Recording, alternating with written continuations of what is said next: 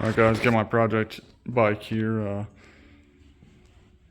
Got some broken bleeder valves in here, left with a little stud. Looks like the previous owner had broke them off, but you can see the little stud right in here.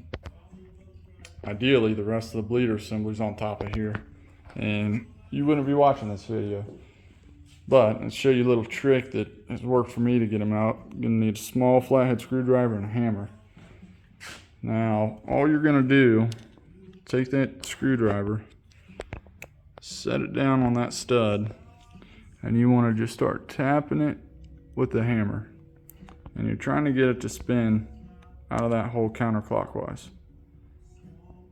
So, try this trick if you're in this situation before you go taking your forks apart. If that doesn't work, unfortunately, you're gonna have to take your forks apart, take your top cap off, and either drill that stud out yourself or send it to a shop.